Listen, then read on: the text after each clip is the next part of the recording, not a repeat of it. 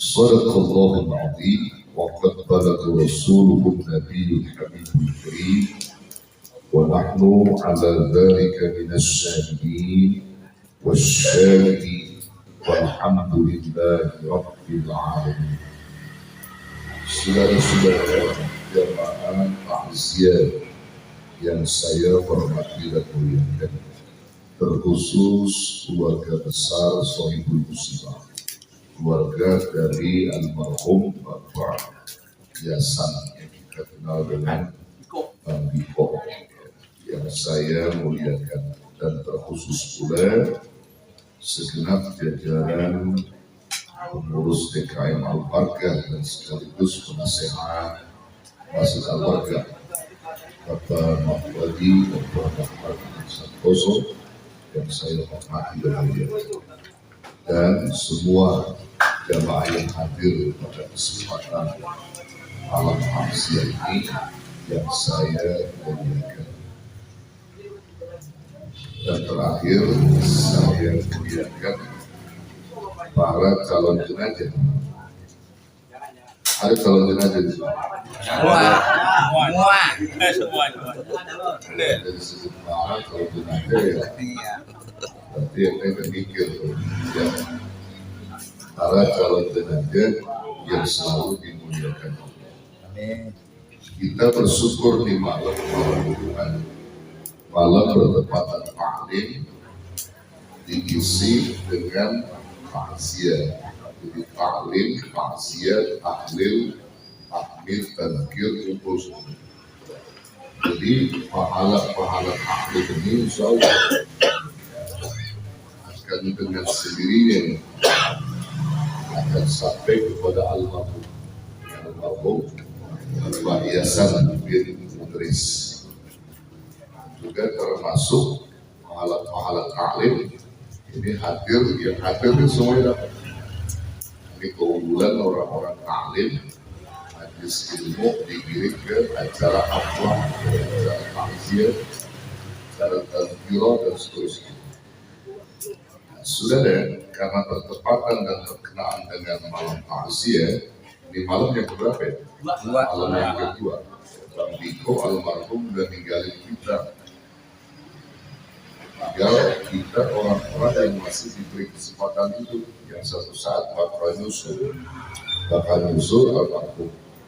Kira-kira ada yang mau duluan nyusul? Ada? Nafi kali? Nafi? Ya, ini kiai Nafi. Kita belakangan kalau dia duluan tapi berpotensi sama.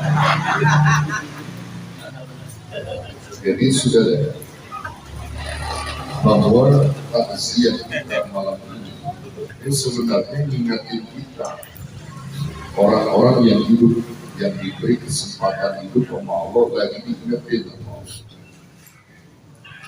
Karena kematian itu satu perkara yang hak, yang pasti. Sementara hidup kita ini disebut dengan kalimat al-batin. Al-haq itu untuk al-maut, al-batin itu untuk al-hayat. Jadi kalau kita menyebut al-haq itu identik dengan kata al-maut, mati itu hak, benar, pasti terjadi. Sementara al-hayat itu adalah al-batin. Al-batin itu artinya yang tidak pasti, nggak pasti. Kita hidup ini nggak pasti. Makanya kalau anak muda selalu ngomong, udah ente mikirin yang pasti-pasti aja deh. Maksudnya mikirin yang mati aja udah. Yang pasti-pasti aja. Kalau yang nggak pasti jangan dipikir. Ya. Jadi pikirkan dirimu pada sesuatu perkara yang pasti. Jangan pernah pikirin satu perkara yang kagak pasti. Pikirin yang pasti. Artinya mikirin mati. Kalau kita mikirin mati, maka merespon diri kita untuk berbekal diri. Kalau kita nanti mati, apa yang kita bawa? Sudah berapa banyak amal yang kita jaga? Kalau kita mikirin al-haq. Kalau kita mikirin al-batil yang gak pasti, dunia kita mikirin, hidup kita pikirin di dunia nggak ada pastinya, bakal semua. Kenapa dikatakan dunia itu perkara yang batil? Hidup di dunia perkara yang batil karena dunia ini serba tipuan sudah. Dunia mata'ul ghurur, dunia itu kesenangan yang menipu. Jadi apapun yang kita punya di dunia hakikatnya ditipu kita. Dari mana kita sebut bahwa dunia itu tipuan? Quran yang menyebutkan. Dan untuk membuktikan bahwa dunia itu adalah tipuan, kesenangan dunia itu tipuan, apa yang kamu punya di dunia, entah mobil, entah rumah, entah istri yang cantik misalnya, kalau antum mati, kira-kira mobil lebih bawah. Nah, artinya tertipu antum. Gak bakal ngikut mati. Rumah mewah, gak bakal ngikut mati sama kita.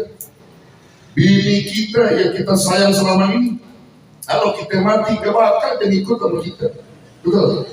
Begitu juga bini kita mati, gak bakal ente mau ikut. Mau ikut? Mau ikut? Ikut nganter gak mau. Nganterin ke kuburan kurang banget. Ini artinya bahwa apa yang kita pertahankan di dunia ini gak bakal kita bawa mati. Yang kita bawa mati justru amal soleh. Sholat kita, zikir kita, taklim kita, solatah kita, yang kita keluarkan di jalan Allah, itu yang bakal nemenin kita. Itu dikatakan dunia matma'ul ghurur. Dunia itu kesenangan yang menipu. Jadi kita pikirin dah yang pasti-pasti. Kita pikirin yang mati. Artinya sesuatu perkara yang dapat mendatangkan kematian. Jadi mikirin al-maut. Sayyidina Ali karamallahu wajhah itu pernah nuturin dalam kalamnya. Apa kata beliau? Ma ra'aitul haqqa asbaha bil batil mithlal maut. Wa ma ra'aitul batila asbaha bil haqqi mithlal hayat. Tidaklah aku melihat satu perkara yang pasti menyerupai pada perkara yang tidak pasti seperti kematian, dan tidak pula aku melihat satu perkara yang tidak pasti menyerupai perkara yang pasti seperti kehidupan. Apa maksudnya? Dari gambaran kalimat ini bahwa kenyataan di lapangan banyak orang umumnya mempertahankan perkara yang kagak pasti, melupakan perkara yang pasti. Al-maut, al-haq itu adalah pasti. Pasti menyerupai kepada perkara yang gak pasti, seakan al-haq itu kabur dalam pandangan manusia. Al-maut itu seakan gak ada dalam kehidupan manusia. Yang nyata-nyata dunia, hidup di dunia perkara yang tidak pasti, perkara yang batal, selalu dipikirin oleh banyak orang, selalu diburu oleh banyak orang, sampai lupa amat yang namanya al-haq, al-maut. Berapa banyak orang yang cari nafkah, pergi pagi pulang malam, lupa sama ibadah, betul? Lupa sama zikir, lupa sama sholat, lupa sama taklim, lupa sama segala macam kebaikan. Itu lantaran dia mikirin sesuatu yang gak pasti. Tapi kalau dia pikirin perkara yang pasti, dia cari nafkah, waktunya ibadah, waktunya zikir, waktunya taklim, waktunya sodakoh, duit gak bakal ada habisnya kita cari, betul? Gak bakal ada habis. Karena dunia semakin dicari, semakin terus haus kita. Dan itu adalah perkara yang gak pasti, perkara yang batal buat kita. Sudah. Ini pelajaran untuk kita. Maka itu, setiap ada kematian di antara kita, ini kita lagi dinasehatin sebetulnya. Kalau Nabi dalam hadis menyebutkan bahwa taraktu bainakum wadil wahid, aku tinggalkan kepadamu dua nasihat. Yang pertama solitan, yang kedua nafiqah. As-samitul maut wa nafiqul Qur'an. Aku tinggalkan kepadamu dua nasihat. Nasihat yang pertama adalah nasihat yang diam, solid, diam. Apa itu nasihat yang diam? As-samitul maut. Nasihat yang diam itu adalah kematian. Diam itu. Yang kita lihat bahwa orang mati diam. Itu hakikatnya kita lagi dinasihatin bahwa kita bakal mati. Dan nasihat yang kedua, wanatikul Quran. Wanatik, nasihat yang berpikir, yang bergerak, yaitu Al-Quran. Yang apabila dibacakan oleh ulama, dibacakan oleh qori, bahkan yang disebut natik itu tadi, nasihat berpikir itu adalah kajian-kajian. Nih, seperti ini nih, nasihat berpikir nih, yang dapat masuk ke dalam pikiran kita. Dua nasihat aku tinggalkan. Tapi nasihat al-maut ini adalah nasihat yang pasti kamu temukan dalam keseharian kamu. Yang nanti kamu bakal seperti orang yang kau jumpai hari ini mati, kau akan mati satu saat. Begitu sudah. Kata bil mauti wa Allah. Cukup kematian itu sebagai nasihat. Ya nasihat buat saudara kita lagi dikafani, maka pikirin bahwa kita yang lagi dikafani. Saudara kita dimandiin, pikirin kita yang lagi dimandiin. Saudara kita disolatkan, pikirin kita yang lagi disolatkan. Makanya kalau orang yang kagak sholat, ya intinya disolatkan. Makanya ada tuh apa namanya itu memeh itu ya, memeh apa namanya itu kayak semacam apa nasihat gitu ya, lalu